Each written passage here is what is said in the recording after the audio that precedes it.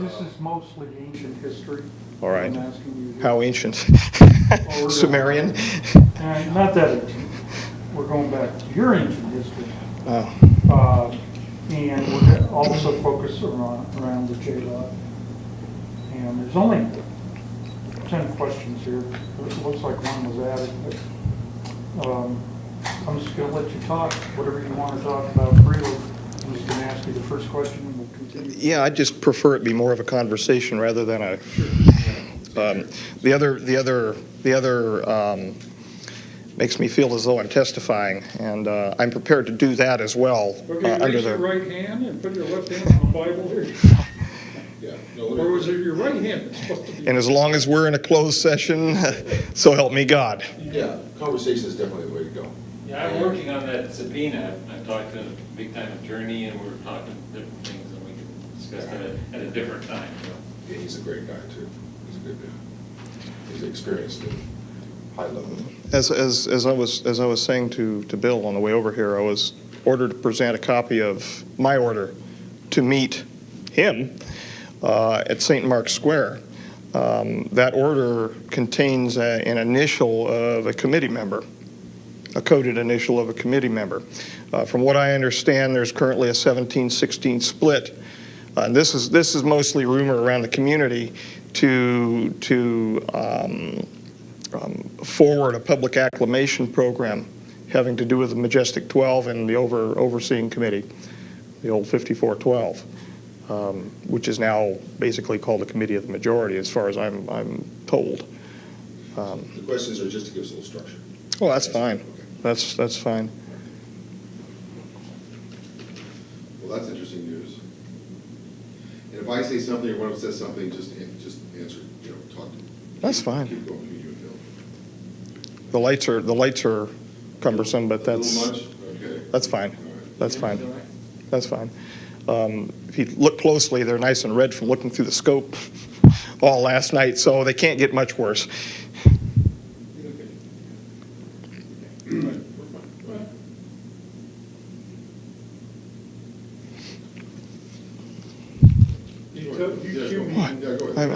Oh, okay. Okay, the first question, Dan, they want to know is, where did you work in the mid-90s, and how did you come to be employed there?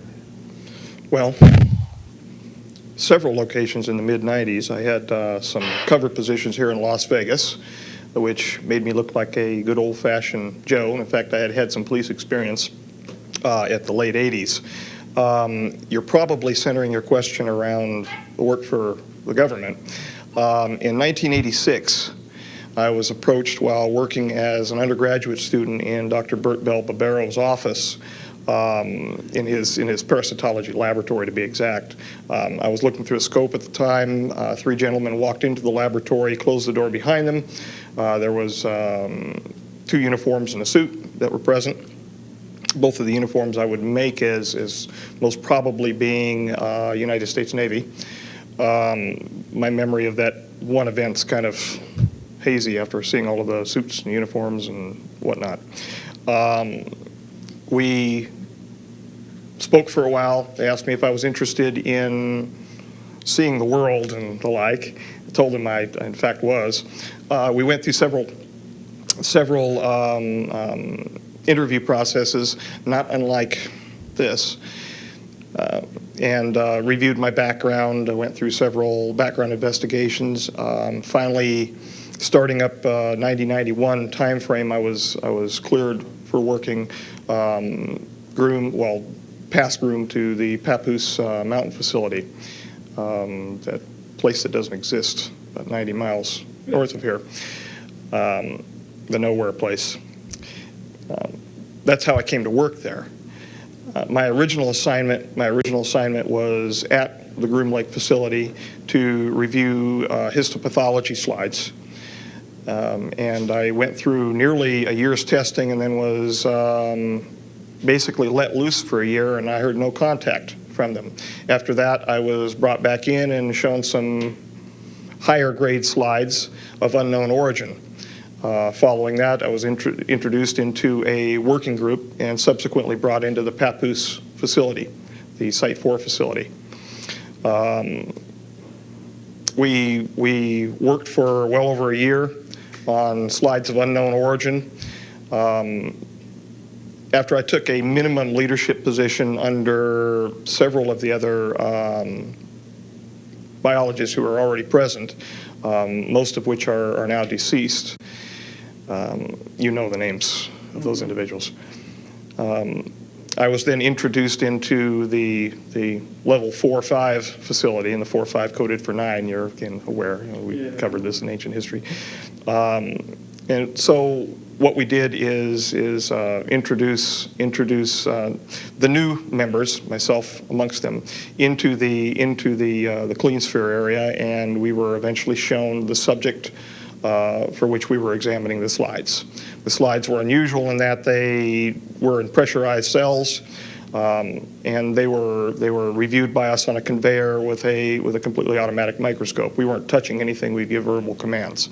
At the second instance, we were finally allowed to have a VRML, a keyboard, for examining the slides, and I digressed, but then working with the JROD itself in the ambassadorial suite or the clean sphere suite.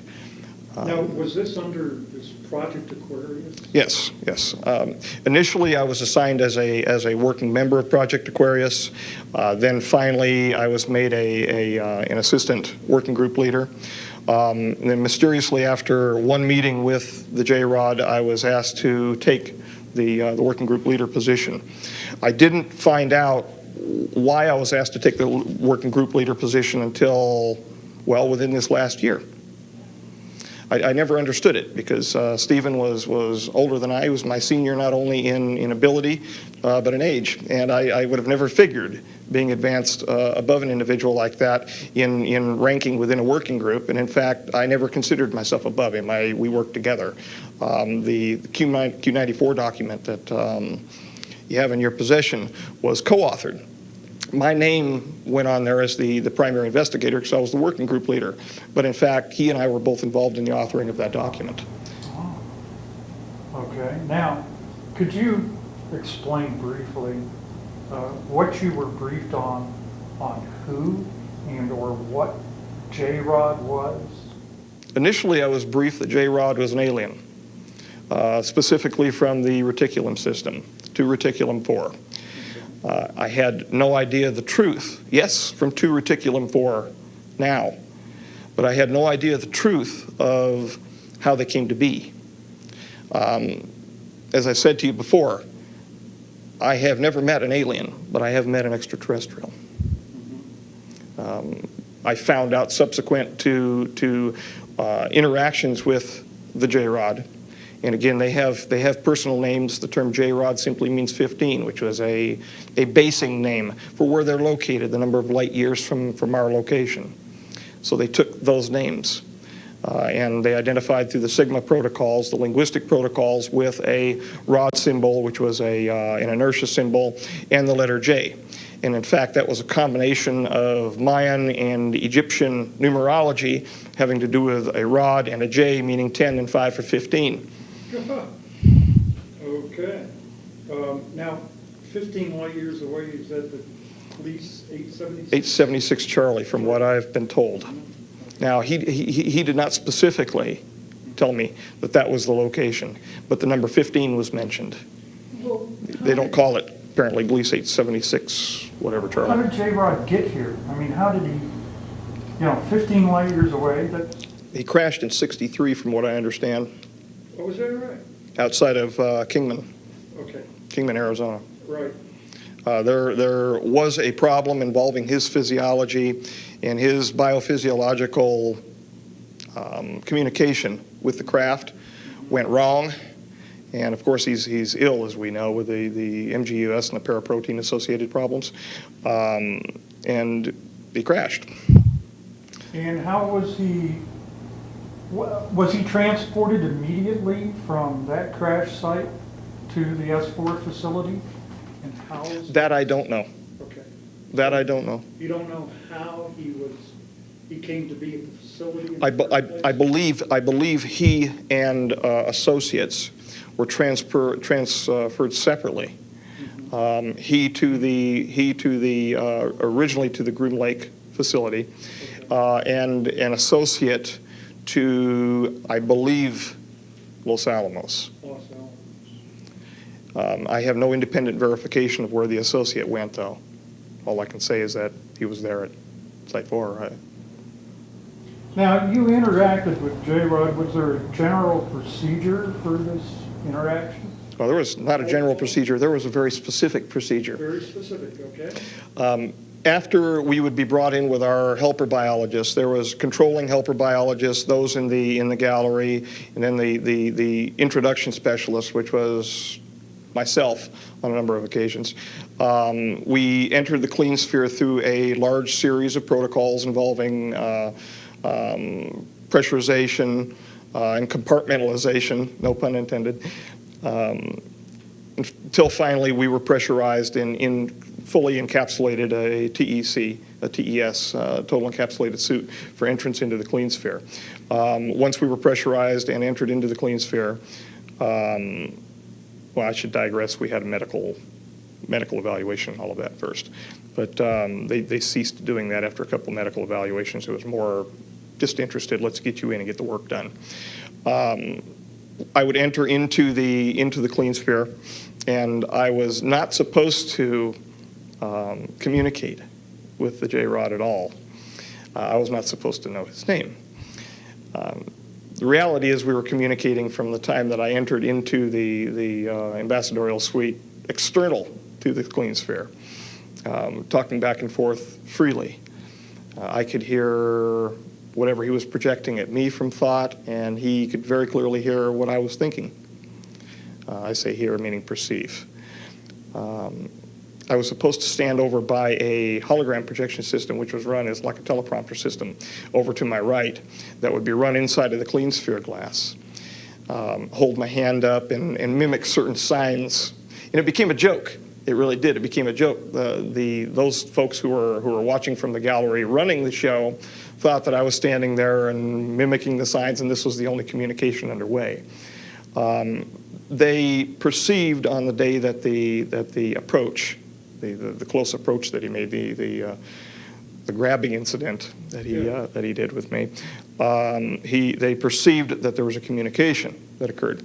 So I began getting questioned quite extensively whether or not he in fact was communicating with me, because he had promised not to, apparently, with the Sigma unit. I alluded to the fact that there was conversation underway, but I didn't talk about what it was until, of course, I was caught in my research protocol forwarding ideas that were somewhat different than what they expected, where they expected my private research was going to go, and this is much later. And at that time, the deal was brokered to find out about the doctrine for the convergent timeline paradox. I told them a little bit about what he showed me, a little bit, and they told me a little bit about the DCTP. Now that you brought that up, which implies travel through time as well Yes. as space, and you said that J-Rod was retrieved from your crash near Kingman. Was he at that time just traveling through space from the staging area, or? Yes. No? Yeah, okay. Yes. He wasn't doing any time traveling at that point? No, not as far as I'm aware. Okay. Not as far as he told me, no. Can you describe J-Rod to us, what he looked like and how he behaved? Yes. The gentleman with which I was associated was approximately 3.5 feet tall. He had a dark brown appearance, very ruddy appearance to his skin.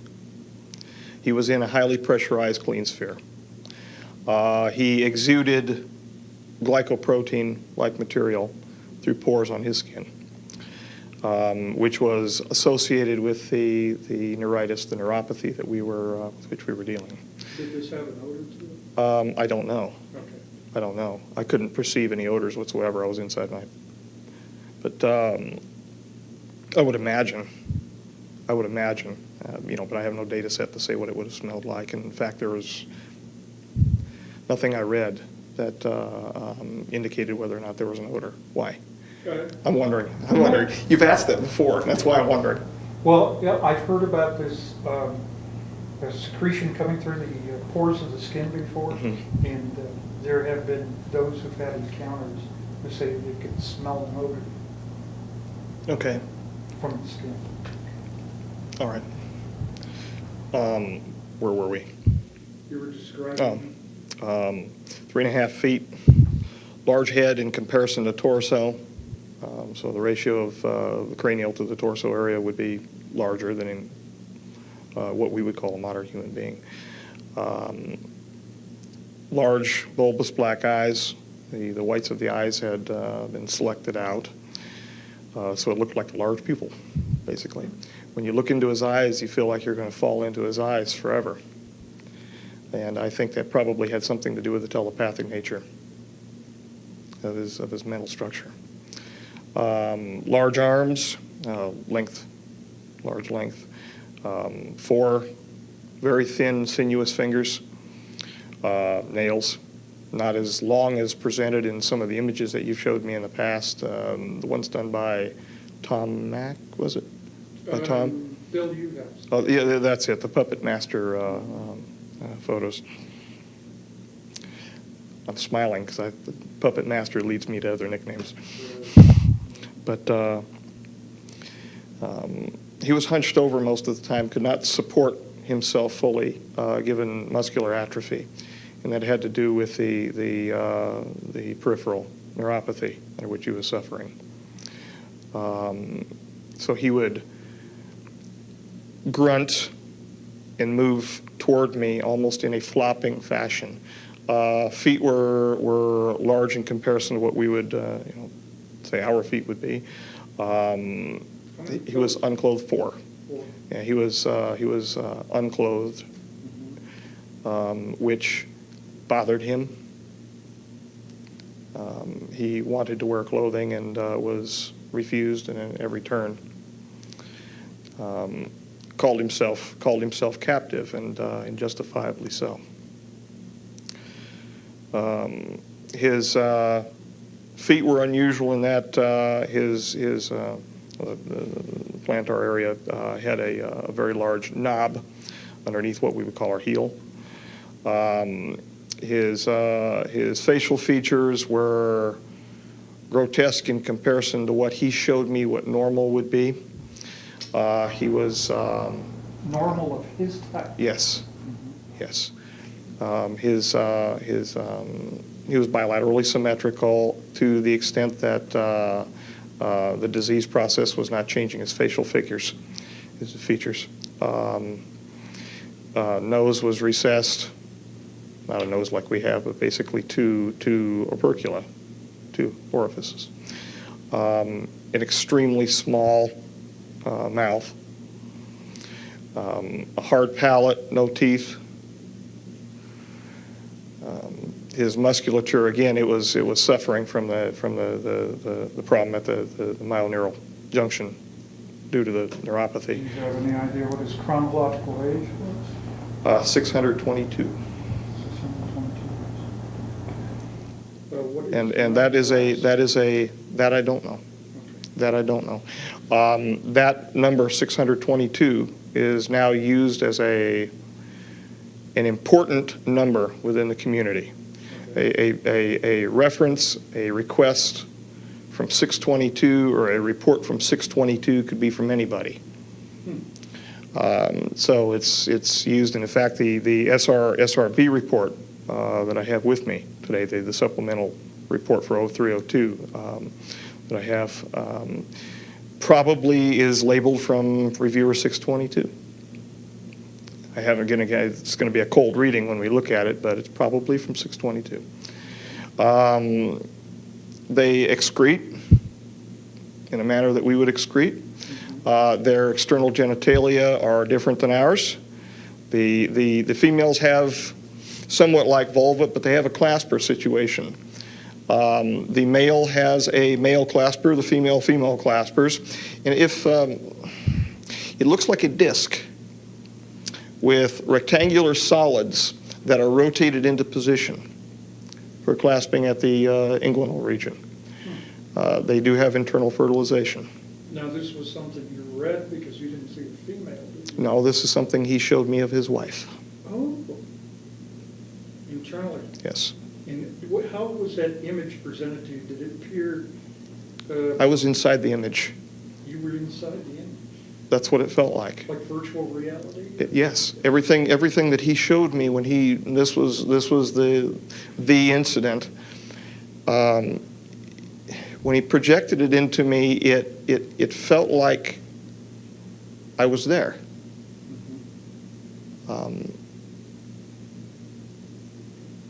My sensations were heightened. Quite extraordinary. Was there a background perceived? Was she in a domicile of some sort? Again, excuse the pun, a gray surrounding, very, very dull, drab surrounding, almost like a concrete evacuation center, where you'd have evacuation zones underneath the hotels in case of a mass casualties or a mass disaster, where it was a very clinical environment. Huh. So were you impressed that he was kind of depressed about his situation? He was extremely depressed. If we were to term him human, now, I'm not a psychologist, but I think he would be termed as clinically depressed. He wept, but he didn't weep outside. He wept when he was with me. Well, could you estimate what his level of intellect was? Smarter than me. He was smarter than me by a long range. Did he have a wide range of knowledge? The mathematics that he showed me blew my mind. Was that right? He showed me concurrently not only the equations for the rule of nines, but he also did so diagrammatically, and he did so with three-dimensional, like a VRML system, where I was watching cubes come together. So that if I was not understanding the script, I would understand it as a child learns group theory in mathematics. Highly evolved, highly intellectual, highly repressed emotionally. When I was with him, I felt great happiness to be with him, but I could feel his great sadness, not only because of what he wanted to become, what he knew he was by being present with us, but where he was and how he was being treated.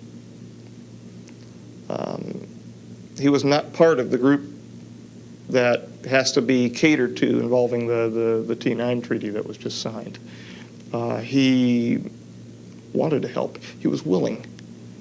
When I went in, for God's sakes, I took nearly 300 individualized aspiration samples from his neurological system. He would hold his arm out for me to take them. There was no pain medication. And whenever I would fire the introduction system to remove the sample, it was an aspirative avulsion system, he would cry, and then he would just stand there and look at me. There was a suction. Yes. Yeah. In fact, I would bring the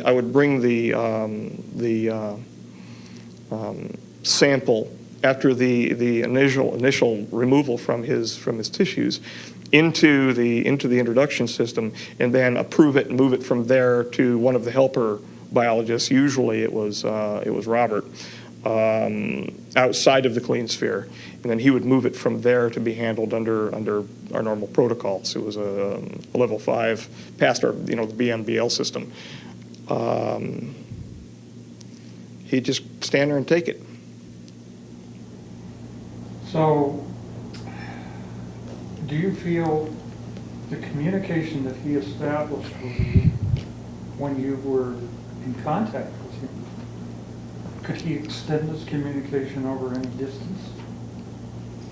60 feet, 60 feet? definitely 60 feet. Okay. Because it was So- 60 feet from the center of the clean sphere to the introduction ramp going down into the ambassadorial suite. So at least 60 feet. So you don't feel like he's been in communication with you since that time? No. Okay. Is it selective in some way? Was it willfully selective on his part, who he wanted to communicate? Yes. Yes. The folks that, I'm sorry, the folks that wanted to find out what he was saying to me, they knew darn well that he was communicating with me after a while, because I was smiling. I couldn't help it, because we were actually joking back and forth. And, you know, they didn't know. They didn't have any clue. They didn't have any clue what he was saying. So it had to have been selective. They certainly wouldn't have pressed me like they did after I woke up from the big attention scenario. I woke up outside of the clean sphere. I was drug out of there by Stephen. He finally got a secondary suit on and drugged me out of the clean sphere. No, they had no clue. They had no clue what he was saying. I'm sure of it. They were extra rough in removing my plug and my catheter and all of that business after I got out of the TES. Yeah. One of the things that I want to ask you now, departing slightly from this subject, we're going to ask this last question, then we're going to take a break, okay? And then we'll see where we go from there. But I'm smiling because I'm envisioning the lack of the lights. yeah, okay. But everybody's Yeah, don't like this at all. Why, and of course, you're going to have to restate this again, why are you talking to us now? What is your intention in telling us about this, about your involvement? It's multifocal. It's multifocal. There's several reasons. The largest reason is not the most important reason. The largest reason from a personal perspective is to step out from under the Black Ops community and retire. I'm ready. I told you before, I can see myself walking along a pond and not being bothered by anybody except for maybe a bird here or there and taking a sample and just taking my time and looking at it for fun, for enjoyment. And you're worried about your health, right? Well, my health is degrading. There's no doubt about that. The heart disease that I have is in fact degrading my health. Time is coming. I don't know how long that is, and of course that's within God's providence. So you'd like to maybe have some freedom, to have some Yes. time of your own? Yes. To go to Walden's Pond or something, right? And study the life. Disappear at Walden's Pond. Right. There are other reasons too. You know, without yelling the poor me scenario. Yes, people have a right to know. I mean, that's, you know, other folks have screamed that. Some of them, I think, real. Some of them phony as a $3 bill. Yes, they have a right to know what is going on. They have a right to know because this is their future. Or maybe not. And it depends upon our wisdom or lack thereof. This gets me thinking. The one thing that we've heard from the Brookings Institution study, the famous clamp study, was this would cause a great social upheaval. It would destroy our social bonds, our religious bonds. And in fact, I know I'm digressing, but I ramble. Every time an individual is approached with the issue of would this destroy your faith, I have heard, it's my experience only, I'm sure there are going to be varied opinions, no, it would strengthen it. it'd strengthen it. From a certain perspective, yes. From another perspective, no. The Brookings Institution was correct on a certain level. Suspend disbelief for a moment and walk with the idea that this is real. That the ruins that are present on the moon and on Mars, the ancient temples, were in fact, and are in fact, the gifts of our own progeny. Can you imagine what is going to happen when those temples, which were prayed to as the gods, are found out to be nothing more than the creations of men, that the men themselves were those who were being worshipped? Will fall headlong into the pool of Narcissus.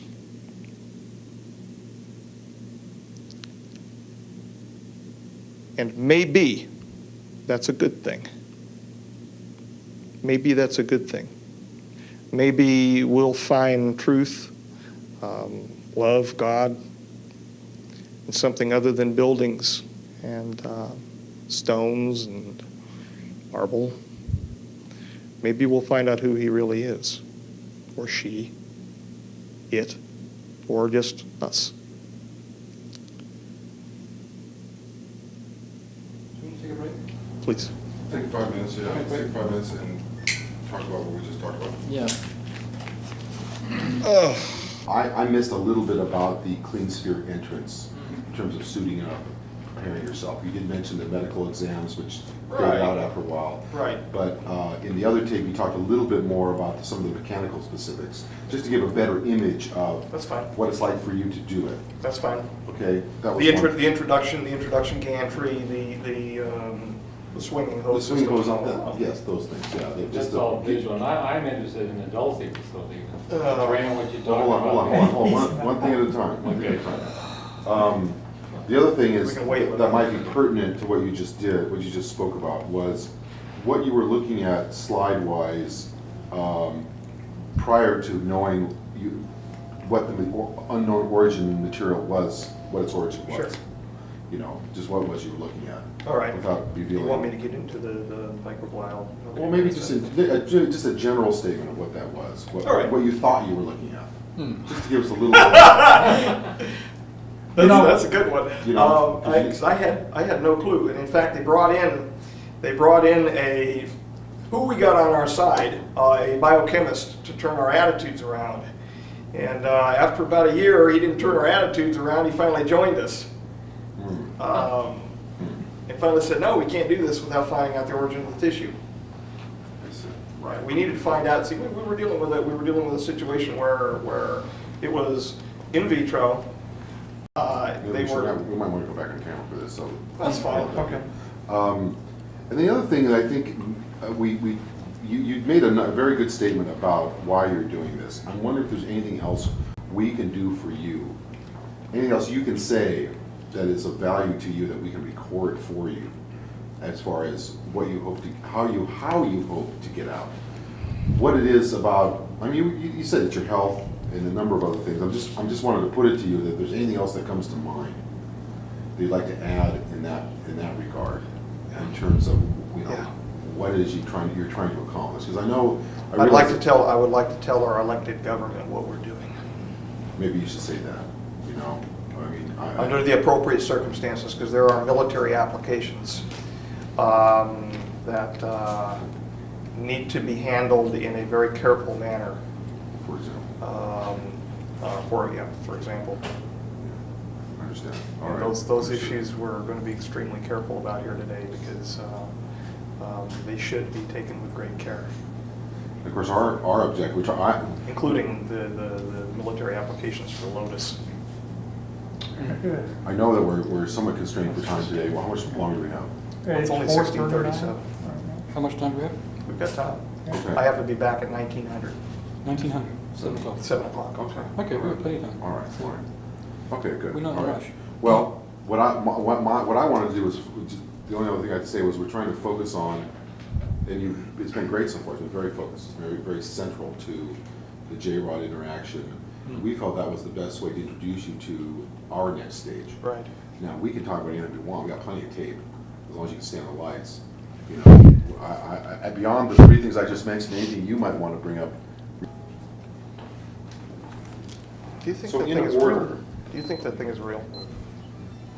What's that? That piece of paper you showed me with the letters. I don't know. See, we spoke about another individual who has a heart condition. I figured that it was a need to know. It was a need to know basis above that. I didn't figure that there was direct. You see, and the rumors coming at me about the potential for public acclamation,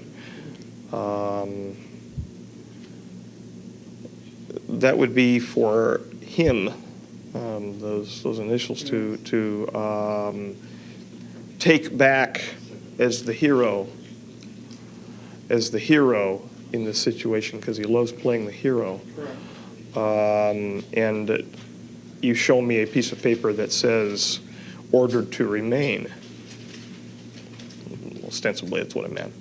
Ordered to remain in the capacity, which means that there is a greater loop. I've had the chance to speak with the individual one time, and he was funnier than hell. He really was. I heard that there was a transcript involving that got out. In fact, I was shown one time. The first meeting, the one where I bolted, the one where you scared the hell out of me, not as much as you did today, but in a little more relaxed circumstance. I inferred their use, and I've seen this elsewhere, of the word bird refers to EVE. Mm-hmm. I inferred the use of the word clock refers to timeline paradox. Mm-hmm. I would buy that. Before we, let's talk a little bit about the things we just discussed. What was it that you thought you were looking at when you were looking at these slides of material of unknown origin? Well, prior to meeting J-Rod. we were looking at extremely minute microglial cells. We knew that they were eukaryotic. However, they were unusual in the sense that their cytoplasm and their internal organization, the organelle structures were fused, such as dictyosomes to mitochondria, things like that. And we had no idea what we were looking at. The original contention made by the individuals next to me was that we were looking at some type of biological warfare material, an intermediate, and they had more experience. They have more experience than me involving such matters. So, and being that I was new, I was letting them take the lead. That's great. Now, let's talk a little bit. The second one was, tell us a little bit more in detail about the physical aspects of preparing for an entry into the sphere. Fine. Well, we would undergo a medical examination, at least during the early time frame of the introductions, the 92 time frame, 91 to 92, when we were doing introductions. We had regular systematic medicals by a physician. Following that, we would be suited, well, we would be catheterized, plugged, and suited. Communication apparatus was placed on our heads. We had a cooling system set up. It was, for all intents and purposes, it was a spacesuit. It was a total encapsulated suit, something like what you would find in a NASA facility. Not so much something that you would see, well, for instance, at USAMRIID or CDC, that type of level 4 suit. It was more of a regular space-type suit with joints. We were suited up, we were pressurized, and then walked with our cooling system and our hosing down a ramp into the ambassadorial suite. Following that, we were led up a gantry-way, which had been moved into position by the clean sphere, which had been previously rotated up through an iris through the floor. He was held actually below the ambassadorial suite level, and that was raised up as needed. What they did with him down there, he didn't say, and they didn't tell me. It was not a need-to-know issue. Apparently, they dealt with the cleaning of the sphere and all of that down there. The regular housed animal maintenance as they treated him. We would be led up the gantry-way. The hoses would be hooked into an interior system inside the doorway, which was exterior to the clean sphere. And it was called the exterior system, in fact. But then we would be led in, the door would be closed, and we would be pressurized inside of the gantry-way. Following that, there was a drum system that was set up. Once there was an equal pressurization between the gantry-way and the clean sphere, we would then be told to proceed forward. I would raise a hand in acknowledgement. We were not supposed to talk at the time at all because nothing verbal around the specimen, around the J-rod. Why, I was never told, but we were not supposed to talk around the J-rod. I moved the drum system and re-hooked a secondary set of hosing inside the clean sphere, checked the pressurization, and once that was done, the door to the clean sphere would be closed behind me, and I would presume that the pressurization remained the same in the gantry-way. Following that, I would do my business inside of the clean sphere involving contacting the J-rod and removing the samples. And what was the reason you were removing samples? We were removing samples to attempt a treatment, a full diagnosis and a treatment for a paraprotein-related monoclonal gammopathy of uncertain significance type disorder, which had various attributes to it, among which were a cocaine type presence to the J-rod, cocaine syndrome type presence, and certain genetic issues involving chromosome 5 and 17, which led us to Charcot-Marie tooth disorder, and their glycoprotein, their antifreeze glycoprotein problems. They were essentially they were losing heat because of the problems at their axillemal ridges. They were not transmitting the energy, something like a dystrophy. And when the action potential goes down a nerve, well, their action potentials were dying at the synapse. They were also losing energy because there was a demyelination process underway.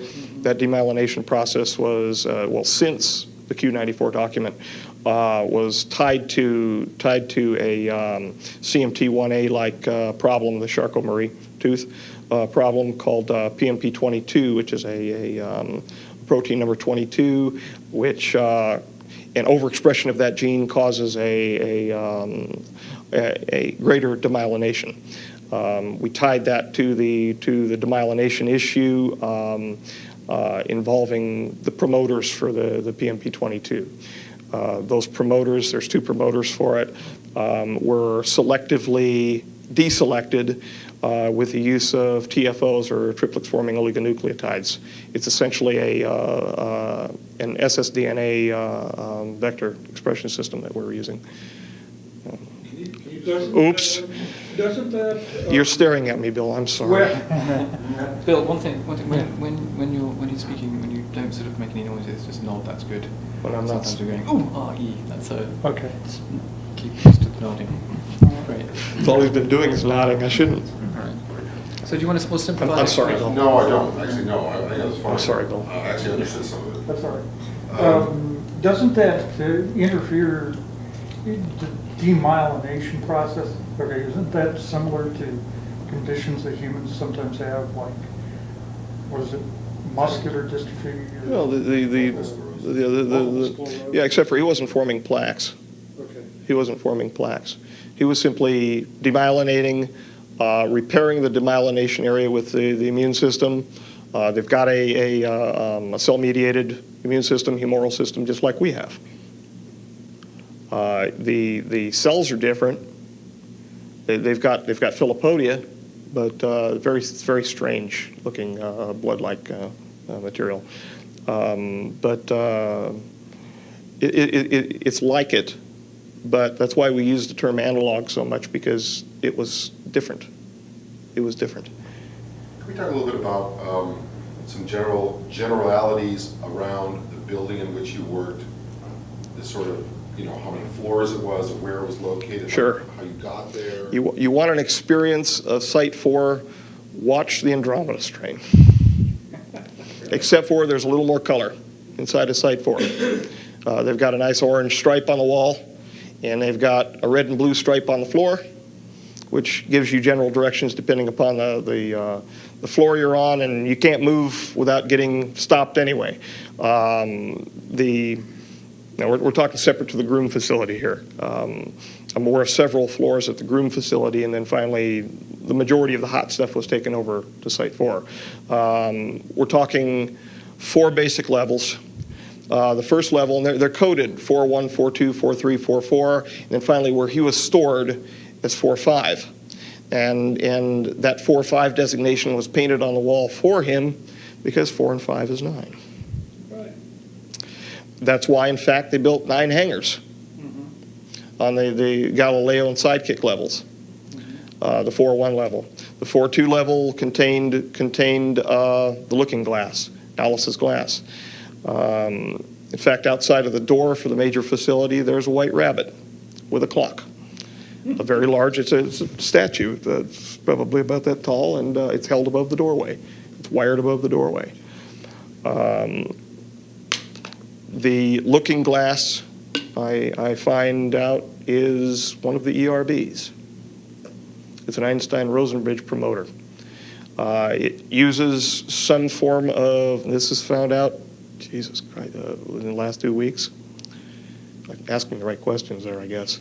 It's composed of a spherical, spinning, arced, rectangular solid matrix of nickel, cadmium, and barium. There is a spinning disk underneath it, which is supercooled. Into this is injected into the center of these spinning, and I'm not a physicist, spinning disks, is injected an argon gas. Into that is injected some type of repulsion matter. It's a gravity repulsion matter. They are obtaining the gravity repulsion matter from the heavy materials that have been obtained from the J-rods, the 115 variety material. And apparently when they bombard it with enough electromagnetism, this stuff repels gravity, and it turns into some sort of exotic matter. They spin it fast enough, it opens, or they can see through it. And that is, from what I understand, the great prize in what's going on in the world right now, are those devices. Why do you think the British are running around Iraq right now looking for the climatological records that are just happen to be disappeared out of the Baghdad Museum with the rest of the cylinder seals? And you're going to see some cylinder seals today, too, when I show you some report. So, Dan, does that mean when they're engaging this device in Project Looking Glass, Yes. is this something that they use only for the transmission of information, or can they transport a material object through time? You know the answer to that. At least you've probably heard some rumor. There have been mistakes. There were mistakes. Animals were attempted to transport from one location to another, the production of 2 of the devices, and they put them in resonance or something like that.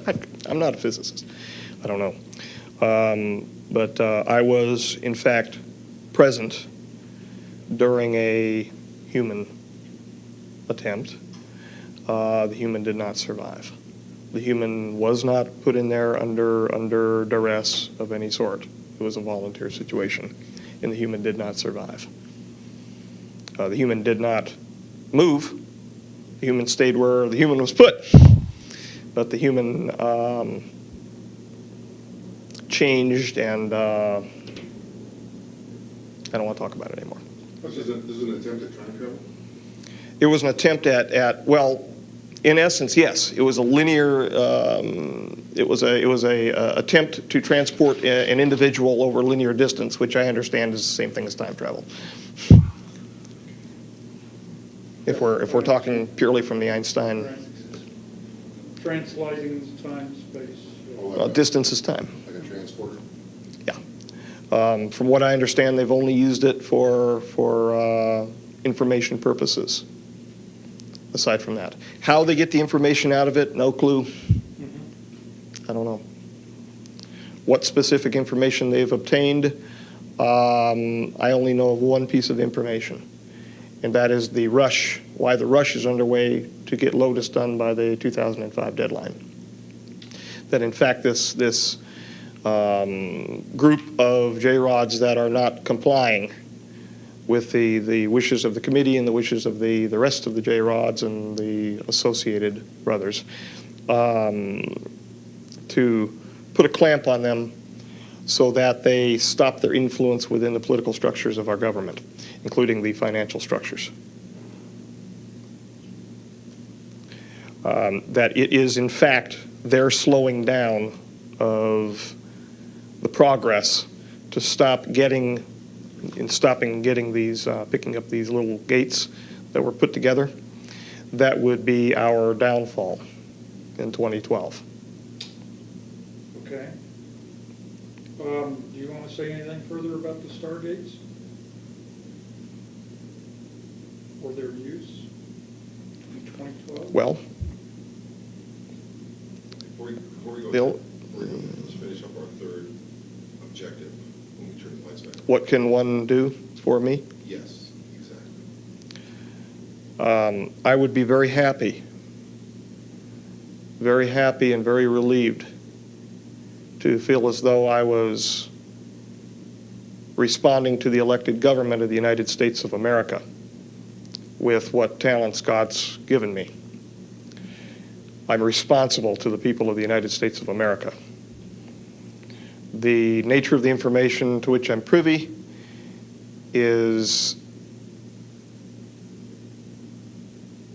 sensitive enough that the full disclosure of that information would have to be done in an appropriate location and under appropriate circumstances.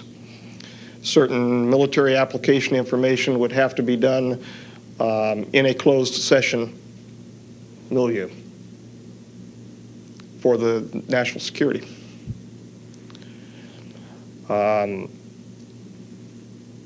As I said to you at the Luxor, the Congress knows it's not in control.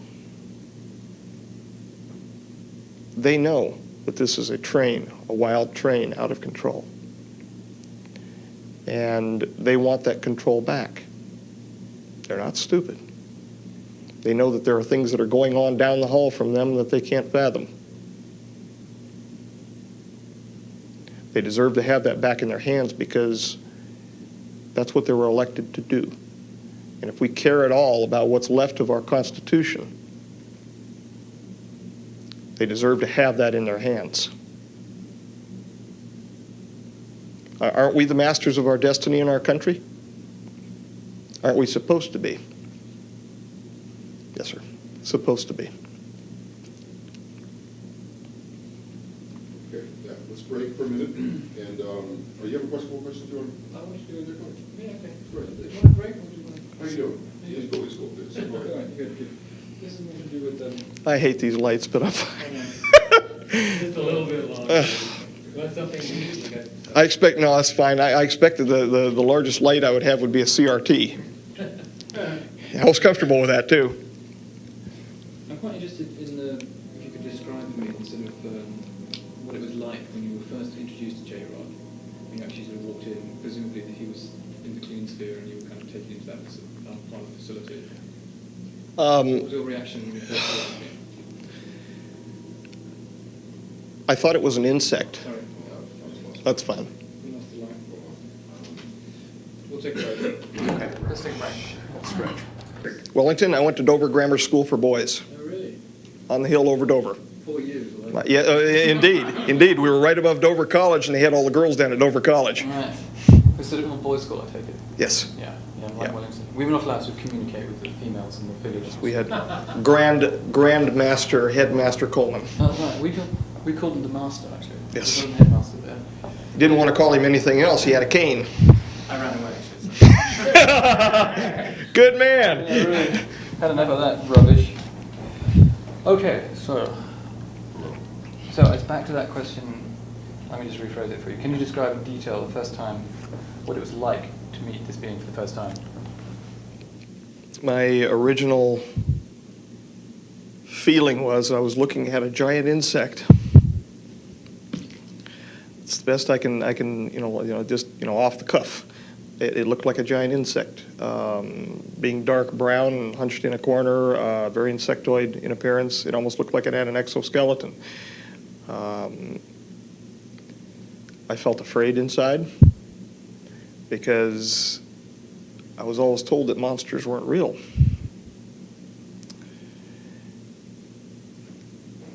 And now I find out they are, but they live in the heart of men. It was fear, excitement, complete astonishment, because honestly, I thought we were dealing with some sort of monkey, something like an old world ape or the like, but indeed it wasn't. That's what my feeling was. I'm not going to lay on and talk about how intellectual I was at the time about it. It scared the hell out of me. What in terms of actually when you first confronted with the idea that it was, a non-human being, an extraterrestrial, something not of this world?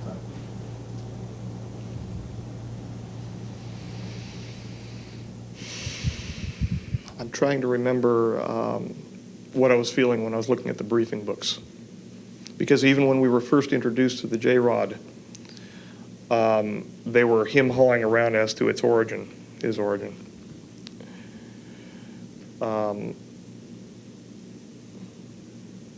Poppycock. I didn't believe it initially. I didn't believe it. However, deep inside, I held open the possibility, because of what happened to me earlier in my life. I held open the possibility that such things could be true.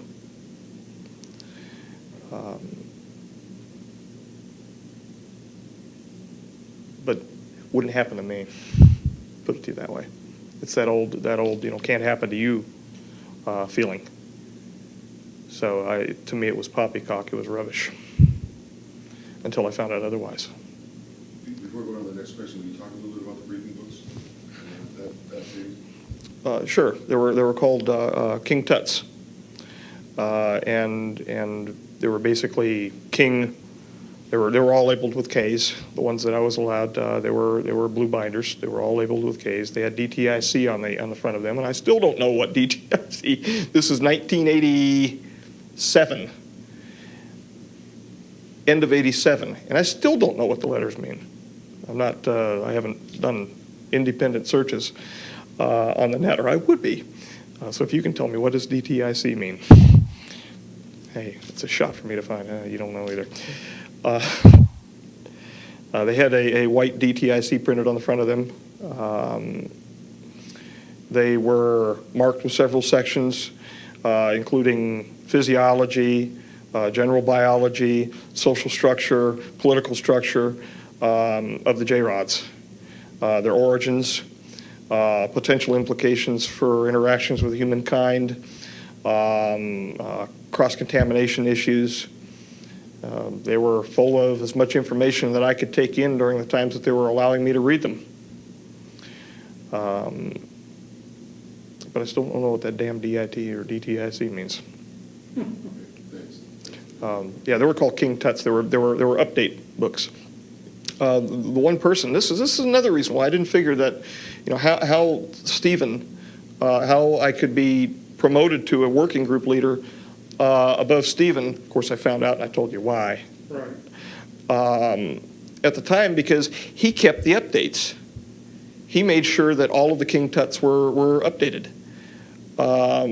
He did the briefing films that are still resident at Site 4, or at least the last visit. So, you know, the man of that importance, I couldn't figure out why. But again, that's moot. Yeah. I mean, what was actually in these briefing documents? I mean, can you explain a little bit of the detail? Sure. Close-knit, very well-ordered society, one which is numerologically based, one which speaks to others that were called brothers, that I now find out are those who left on a spiritual path to another location, to the famed Duat of Orion, the Epsilon Orionis area. Head-to-toe physiology, including real autopsy photographs, not the Santilli kind, but the real autopsy photographs. He can't sue me for that, I hope. He won't raise his head probably, but that was disgusting. The Brookings Institute paper was present, as well as several position papers clarifying the Brookings Institute. However, each of these that I was allowed into, they had separate folders and they had separate clips within them inside these 3-ring binders. And I was told which numbers I was allowed to open up. And they were given to me on a card, and those are the ones that I was allowed to review during the times that I was allowed to review them. Most of the stuff, I mean, they had everything from military applications, the physics of the craft, and I couldn't have cared less. I was more interested in taking in the biology issues. Just doesn't interest me. Aside from the fact, from the biophysiological interface between the hand, mind, and the craft, because they have on their hands a number of pads, and there are open nerves which are protected by various glycoproteins, and those glycoproteins are selectively pushed forward or sucked back via capillary action, or they can be through an active fashion pulled back, and it kind of pulls a viscous sheath back and allows the J-rod to have direct interface with the craft. That interested me, although most of it at the time, and still some of it now, I have no understanding of.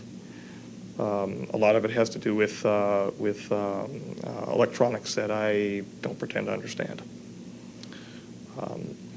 I was most interested in looking at issues involving their histology, histopathology issues, including some autopsy photographs that showed disease processes which were naturally occurring within them, isolations of viral material, to include the protocols for new protocols which were being written as they're working, which is what we're doing. Which is really what we're doing. We're writing new protocols, new procedures as we're working forward. I mean, all of the old standbys are there, everything from electrophoresis to you know what, to anything. But we're writing new protocols as we're going, because this is not new territory. This is, pardon the pun, alien territory. How many beings have we had to work with? I only met one. I am aware of possibly 3 from the reading. And at that time, again, I was so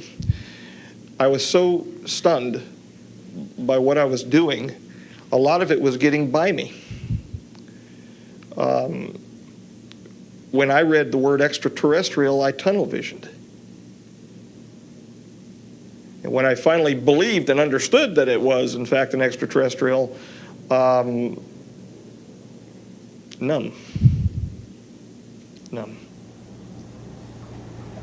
Okay, thank you. just want to ask you a question about the telepathic communication, the nature of it. What is it actually like to communicate with one of these beings telepathically? And what do you hear something in your head? Do you hear images, see images, or? I could hear my voice. No, you can hear yourself think. Sorry, can you do the film? Sorry. Okay. Habit, looking at the people that are. I could hear my voice.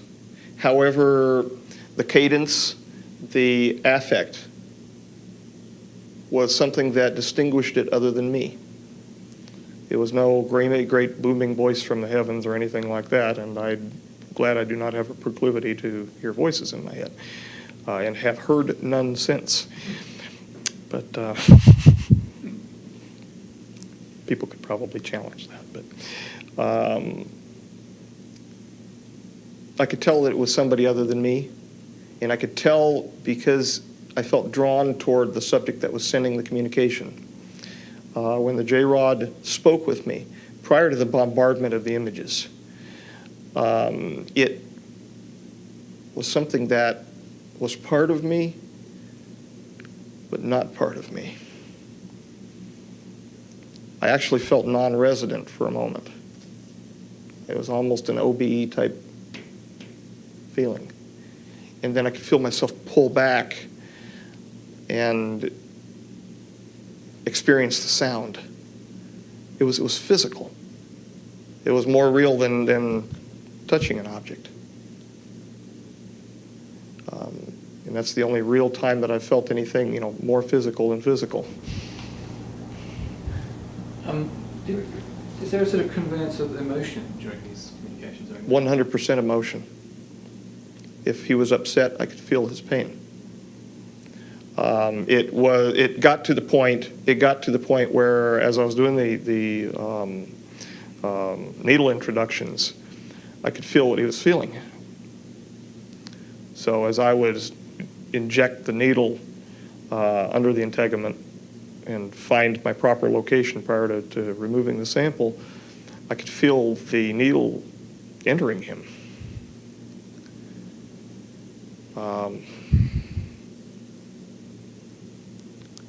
So I could feel his feelings. Were you aware of Bob Lazar any time when you were there? Being a pilot? I saw a guy out on the Mac outside of the Galileo, the 4-1 area. He was barefoot. And he was just staring off in the distance. This is as we were coming in on the helo. And they keep you within a very confined walking area. This is before they started taking the buses. We were choppered in. When I saw him subsequent to that, when he did the famous nap videos, could have been. It could have been. And this was early on. This was. I can't prove it. Okay, and I could not positively identify that being Bob.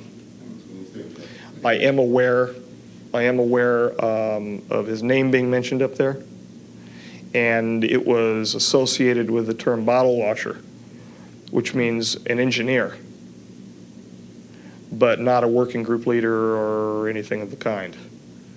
They would have said a DIR or a for director or a geek. I was called a geek, but his name was mentioned. I heard the name Lazar. I didn't hear Bob. I heard Lazar, and it was not Laser. It was definitely Lazar that I heard. But I never had interaction with him or, in fact, anyone else from Galileo, Sidekick, or Avionics. How successful were you in assisting this being medically?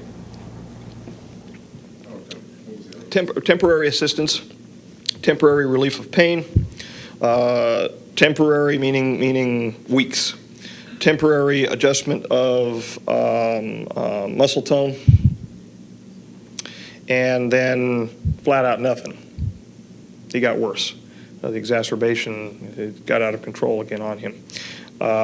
Since then, there have been, and I'm not certain if he's resident there or not now, there has been a progress, we'll just say progress, involving what I was yammering on earlier about the Charcot-Marie tooth disease, the CMT1A. Their DNA is triplets. And it's not triplets in the way that you would think of a number 3 helix wrapping around the major groove between the 1 and 2 Watson Cricks, the duplex DNA. Their DNA is triplets to the extent that there are what we nicknamed hangers. They look like they're rosettes. The DNAs look like rosettes. They're triplets and then they're braided. It's a supercoiled DNA situation. And we had difficulty even doing anything, let alone anything like a single step markers or anything like that. We had difficulty even sequencing the DNA. Our long interspersed elements are genes which have been shut off, that when combined with the appropriate Hoogsteen base pair milieu, produce a different being, what we were before they made a mistake, a grave mistake. That leads us to our next question, doesn't it? Where they're from and What we can do the treaty. They're from here. the treaty thing, yeah. Oh, Yeah, you mentioned this exchange. There was an exchange going. there's been exchanges going on for since 19, they spoke with us in 41. What's the nature of this exchange? They wish to find a resolution to the broken resonance between they and the other half of they, the so-called Orions and the reticulans. They also wish to, for fear of extinction, have a relief of the paraprotein-related problem. And speaking about that just for a moment, we found out that some of the disease process under which they're fighting is a PNA. It's a peptide nucleic acid. I don't know if you're, a protein-associated background nucleic acid. And that protein-associated background is a prion, which goes to one of the things that they wanted me to do at Sweetness. Very dangerous, very dangerous. But the exchange process is to solve the problem to prevent what went wrong in 2012. And the rogue, if you will, group of the J-Rods are not cooperating with that. But a deal has been brokered for the T9 treaty to be held in abeyance until 2005. When that treaty is upped in 2005, once they receive what they've asked for, and they should be receiving a little more, and I've already mentioned some of that material that they're not aware of yet, the PNA material and some of the things that we can do with the oligonucleotides to possibly help facilitate their problems. But once that's upped, they are supposed to come under the auspices of the general agreement between the Committee of the Majority and their respective societies. If so, nothing will get turned on aside from what nature and God is providing us in 2012, and we won't separate. However, they will remain as they are, their future selves as well. They will remain as they are, and we will remain as we are. We can't go back. That's just something that's impossible as far as what they can tell, meaning what the looking glass people and the people that are overseeing the star issue, Starflower and the ERBs and all of that, the Einstein-Rosen bridges. Can you explain what the fuck you're talking about? Somewhat.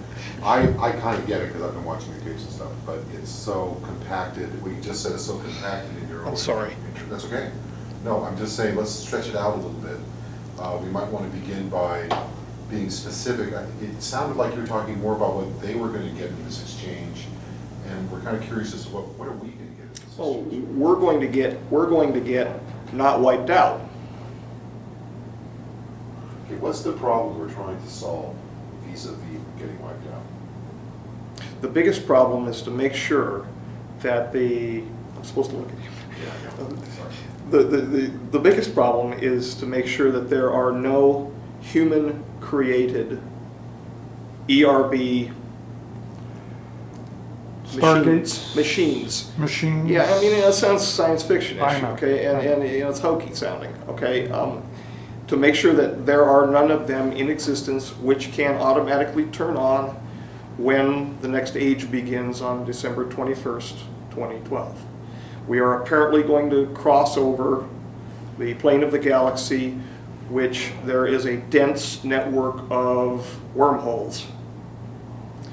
There is supposed to be some sort of enlightenment, whether or not that's the Christ event, or whether that's a burp on a Sunday morning. I don't know what that's going to be. I'm not enough of a scholar that area to figure that out, to know. I do know that failure would result in too much energy being directed at our planet from our star. And hence my interest in looking at the pretty pictures about the sun, the groaning of the sun. It's the pace at which these unusual forms are being produced is increasing. Are we entering an area as we approach this equatorial plane of the galaxy? Okay. Are we entering an area where there is a greater concentration of dust that can So I've heard. surround the sun? So I've heard. Okay. I have been reading about this, and this is similar to a situation that happens with a classification of star called T-Tauri stars, where there's a lot of dust gathered around, and what happens is that the star, the sun in this particular case, increases its radiation in the infrared and the hard X-ray areas, and there's greater solar flare activity. And in the past, evidently, if we're to believe the mythologies, there was conflagration on our planet. So would we be in danger of a heat and conflagration? That would make sense, and that sets well with what I heard, yes. Okay. That Then is what we're in danger of, that, as well as a large electromagnetic burst from the sun, which will upset our electromagnetic, our poles. Right. Now, what they're calling ERBs, okay, now called wormholes. We'll talk about the wormholes. You're talking about two different, we're talking about natural, there's a number of natural occurring wormholes. There are a number of nodes on the planet, from what I'm understanding, that naturally are sensitive electromagnetically. I don't know. Okay, they're naturally sensitive to the space through which we pass. Okay. These nodes activate spontaneously when we pass through them, or can be struck with electromagnetism and be temporarily opened. And what happens if we use a machine to open an artificial wormhole? Well, it's two different things. Okay. One, they're trying to put, well, they have been putting, in fact, Saddam did put two of them together in Iraq, which conformed to the ancient cylinder seals, which are now missing from the library or the museum in Baghdad. Obviously, somebody looted them. But they went to Tinian Island, by the way. Thought you know. That's where they went first. After that, I've got no clue. But they were looted by the best. Put it to you this way. Now, haven't you been investigating a site where there is a natural Indeed, Frenchman Mountain. Frenchman Mountain, and your work continues on Frenchman Mountain? Yes, it does. Yes, Okay. it does. Our remote viewing unit first brought the notion that this could be a wormhole situation. Mm-hmm. Yes, we've employed remote viewers for it.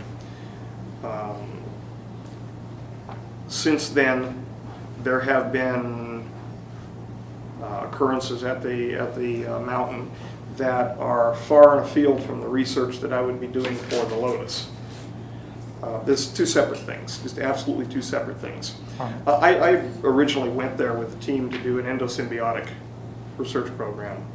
I was trying to nail down, you read Lynn Margulis's book about the Acarian mastodon. I was trying to nail down information about that, and also I had presumed that we were from panspermia.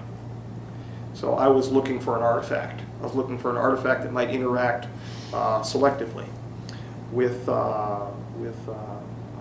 ourselves, and fell into the issue involving the Ganesh particle, etc.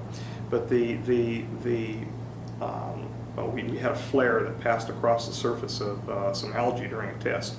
And we just found out, by the way, that flare, and it's included in the report, that flare is associated to the speed that a Ganesh particle passes. So it was a Ganesh particle. It was actually overly flaring on us that day. But it was on the May 31st visit of 2001 to Frenchman's Mountain. Okay. Frenchman's Mountain. If you have access to more reports than I'm aware of, anyway. I don't remember the report number, but. Can you articulate for us a little bit more in specific detail about the relationship between future and present for these beings? We're in a chimera. Can you talk a little bit about that? Mm-hmm. Just the basics. What we see, for instance, I mentioned earlier ruins on the moon and Mars.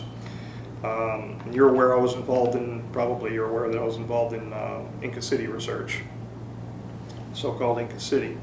That's because the J-Rod showed me that as an image, but didn't show me that as an image of a dead city, showed me that as the image of a future city, a living, breathing society, post-damage here, post-catastrophe.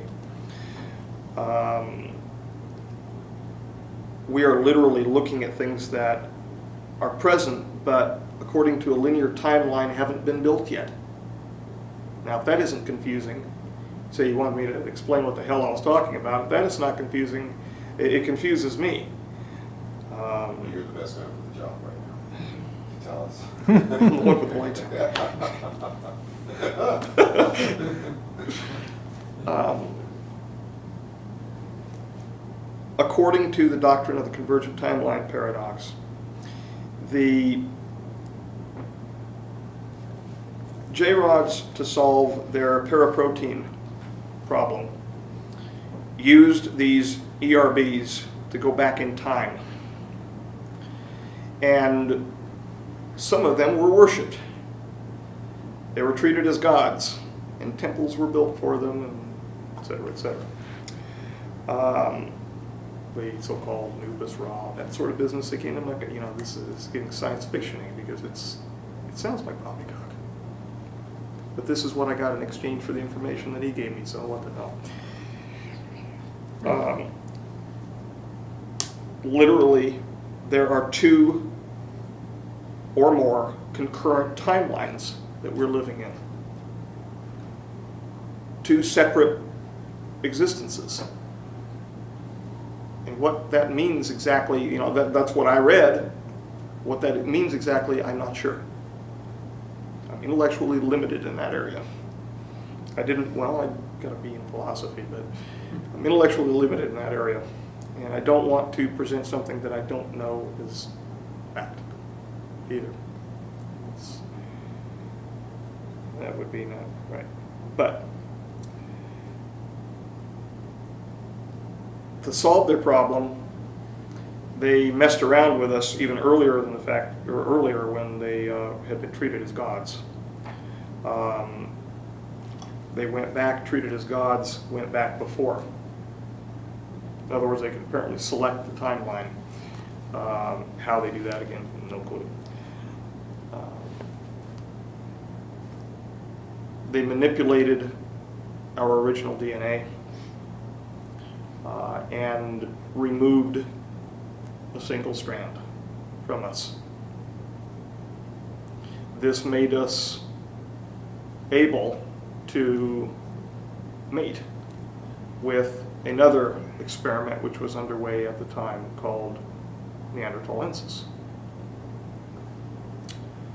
And yes, I know there is no genetic evidence concerning the mating between the Neanderthals and the other brand, if you will, of our kind. That's because all of the genes have been turned off. They all, any of the unusual mating sequences aside from retroviruses that tagged along were turned off as part of our long intermittent sequences. They're part of the great repeats. And in fact, the Neanderthals, take a look at the number of long interspersing elements that they have in their genome, and that will bear out what I'm saying. I think there's a new article in the new scientific special edition, Scientific American, by a woman anthropologist who says her research shows that Homo sapiens did mate with Homo neanderthalis at some time. Okay. So, I mean, whatever research she wrote about seems to bear out what you're saying. Well, it has been believed that the crossbreeding mismatched our chemical and our structural architecture neurophysiologically, and that was one of the primary promoters for the problem that the J-rods now suffer. That Yes. But I had mine security present in case right. it wasn't.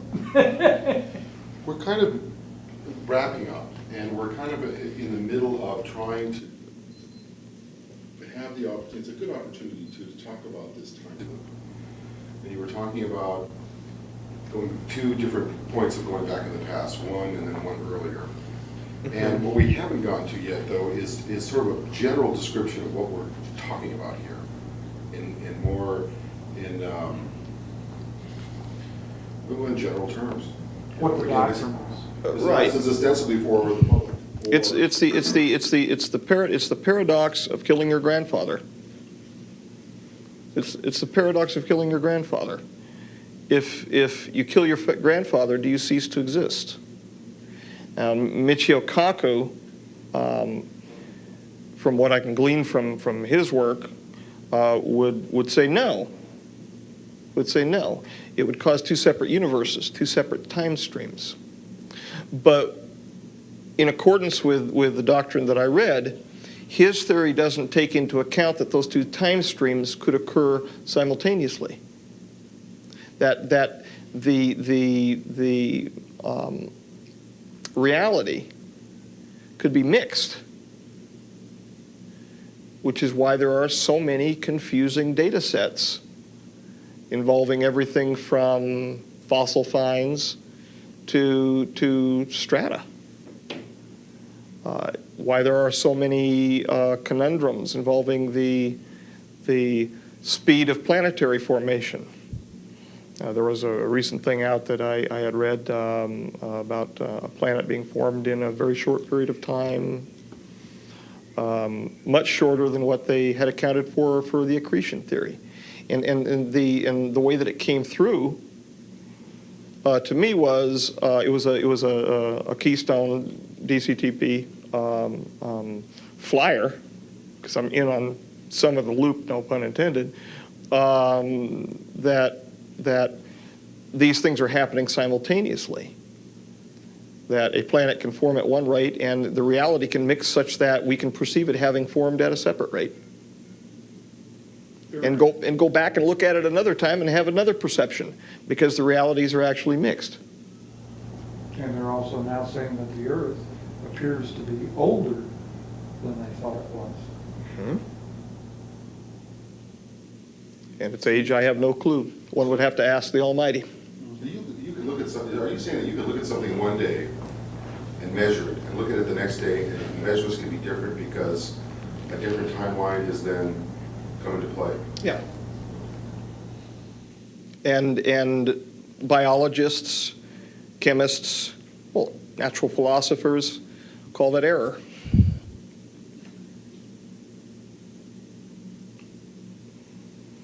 And if something falls outside of their acceptable range of error, they call it non-written, because they would call it non-publicized, and then they wouldn't get their funding.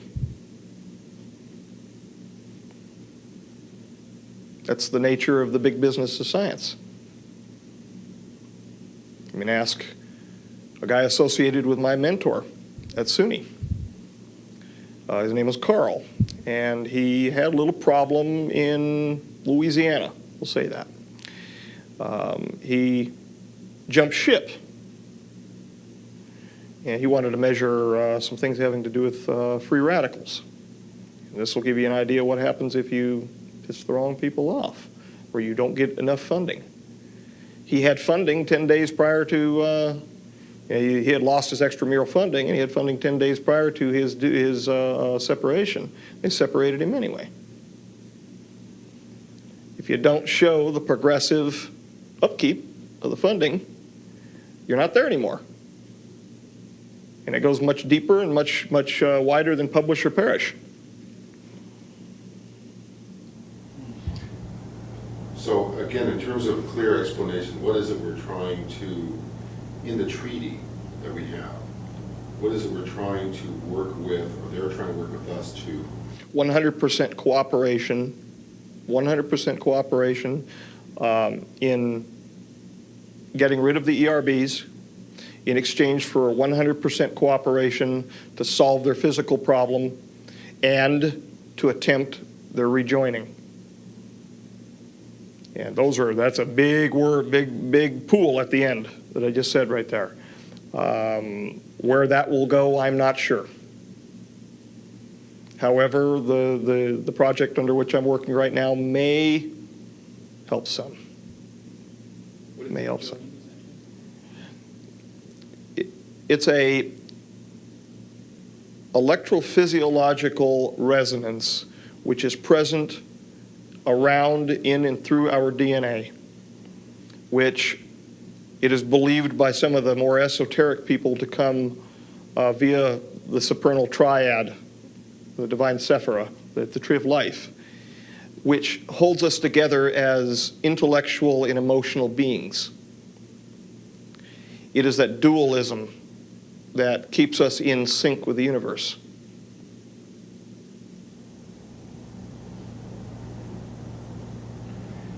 Could you say a little bit about your sort of current conditions and where you're working now? Anything on that, sort of what's going on with you at the moment, work-wise? Well, as in environmental, my environment, I am in an environment of I'm not going to get personal with the issues here. I'm in an apartment environment. There are children around me, which is wonderful.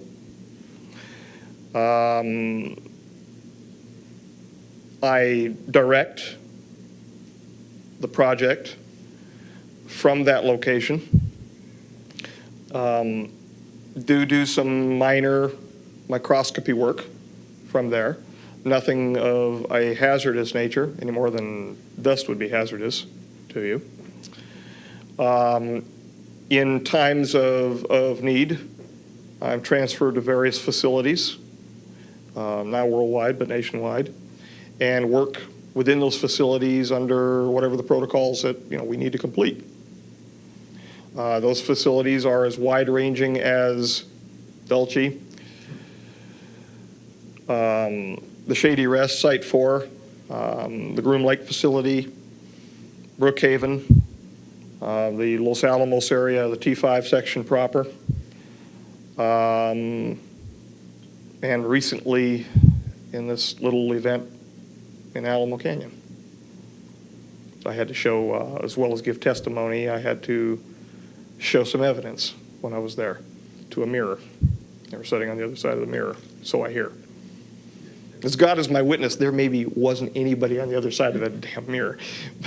But they told me they were. Demonstrate results. Demonstrate data, yes. Show data sets relative, Project Lotus, and the 3 portions of it which are simultaneously underway. So you've been involved in this exclusively for 20 years, 15 years? Since '86. Well, I played with local jobs around town. Right. You had an environmental company, right? Kane Environmental? Yeah, that's when I was carrying the name Crane. But you're pretty much exclusively engaged in a project which is fundamentally tied to the future of our species. It is. It is, fundamentally. This project, without getting too deep into it, I've been accused of rambling by people before about it, but without getting too deep into it, this project is an all-encompassing attempt to grab for the brass ring and making sure that that brass ring is not the fruit of the tree of life. I'll grab just until we get to that point. Aside from that, I'm not going to try to barge my way into past the east gate of Eden. The people who do that get hurt, at least so I've heard. And you're bridging what we have traditionally called physics and metaphysics, it sounds like, into one continuum. Because some of the things you're talking about are what are tied to what Well, indeed. physics refers to. Indeed. And not even just pop metaphysics, but the ancient esoteric sciences.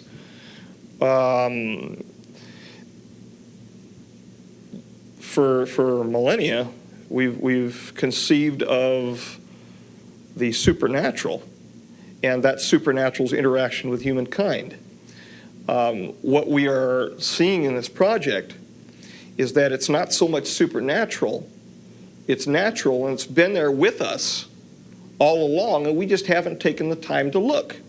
In fact, our procedures have been mutually exclusive. Laboratory procedures have been mutually exclusive to find what we found. They would destroy or mask over the process that we're now beholding. These particles have the ability, in essence, to bend light. And in the report, you'll see a series of images that show clearly where the particle is changing into the shape of a yeast cell, Saccharomyces cerevisiae. It's masking. The closer it gets to it, the more it masks. So if it passes by it, it looks like it. And then when it gets within close proximity, the wolf in sheep's clothing steps out and it does its business. Meanwhile, the average investigator, biological investigator, has ceased looking because the protocol has moved on. He or she has scanned a slide and has seen 2 eukaryotic cells and has moved on. One last question for you, then I'll be real around. Gives you time to relax and get better. That means the lights go off. Tell me exactly in your own mind how you want to get out. How do you want to see it go down? Tell Bill. How do you want to see it go down? First of all, that's a deep question because I don't know where this is, how this arrangement was made today. Neither do I. So getting out is a loaded term right now. I don't know where it's going to go. But what I do foresee is if that same elected government is interested in the information, I do see myself providing that to my elected government as I've been sworn to do so. Now, whether or not I'm prevented from doing so, we'll find out. Again, we all have to go sometime. But I see that as the logical step, because once the information is presented to the elected government, and once I am no longer officially held, and it's not just the information involving the Lotus, there are military applications associated with it as well, biological applications. Once that information is no longer a constraining factor, freedom. Whether or not I'm yelling it on the chopping block, I don't know. But freedom nonetheless. Do you know who specifically you think you should be talking to? No. I would think that, oh God, I wouldn't know which Senate or congressional committee would need to bring me under their authority. I don't know which one. There's got to be one with the right name on it. And once that's done, under the appropriate circumstances, I will tell them everything that I know. So help me God. Maybe we can help you find out who that is. Let's wrap.